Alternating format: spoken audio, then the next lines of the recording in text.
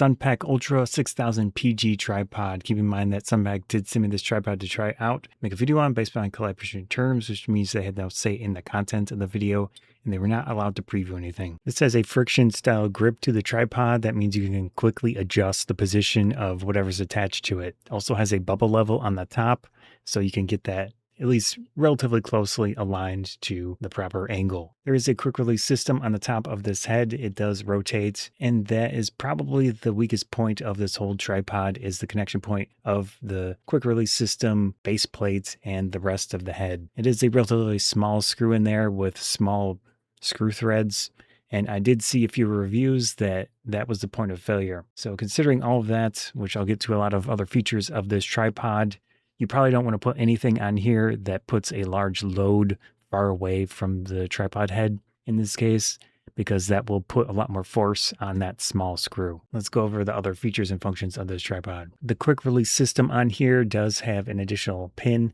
for that quick release plate. So with my Nikon Z5, I was able to use that pin and keep it a little bit more aligned with the camera. However, the camera that I have specifically, the hole is larger than this pin, so it did shift. I'm not really sure how beneficial that is. The quick release on this tripod does not have any sort of lock. There are a lot of quick release systems that do have a lock so that even if you pull the main clamp for the quick release, it's not going to fall off. So without that, I would be careful. Definitely don't want to walk around with any type of camera on this without taking off the camera. It is possible to separate this tripod head from the legs, so if you want to use just the legs or just this tripod head, you can do that. It uses a standard 1/4-20 UNC connection point. That is the type of connector that I really wouldn't expect on a lot of tripod legs. I would expect the 3/8 16 connection thread, which is thicker with those stronger, more robust threads. So considering that, you don't probably want to put a ton more weight on just the legs with some other type of tripod head,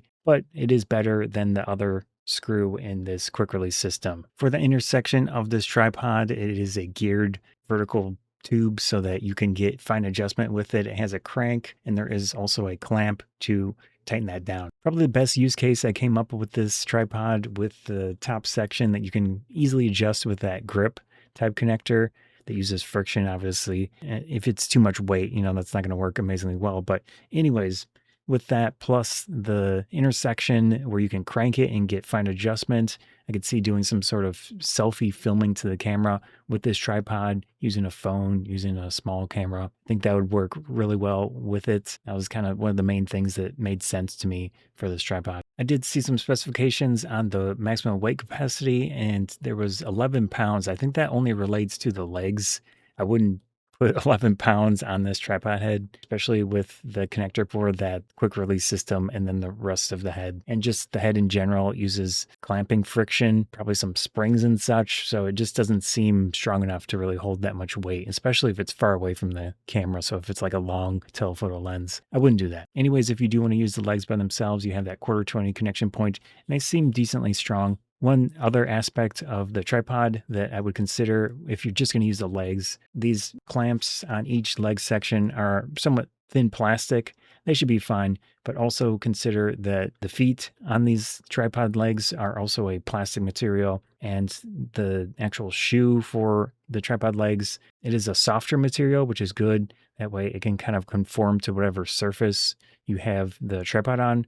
But I could see maybe in time, these are going to loosen enough that you might lose one of those, and then you'll be stuck with a plastic ball head type setup for the legs.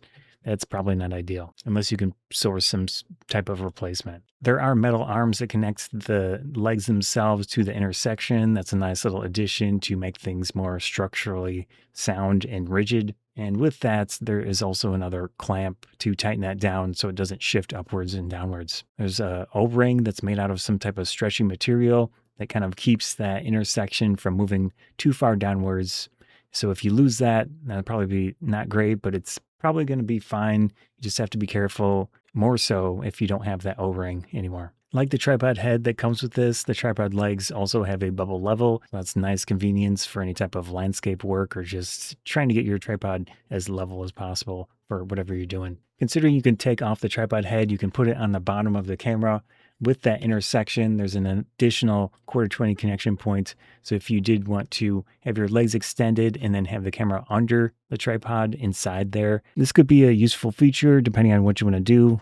Probably macro photography or just having the camera angled more closer to the ground for any type of video work, photography work. But keep in mind that some aspects of it, I really wouldn't put large loads on the tripod, especially loads that extend far from the specific ball head. If you're okay with that situation, you do have a lot of functionality here and a lot of convenience. Now let's look at the Sunpak Ultra 6000 PG tripod. Keep in mind that Sunpak did send me this to try out, make a video on based on my collaboration terms, which means they had no say in the content of the video, and they were not allowed to preview anything.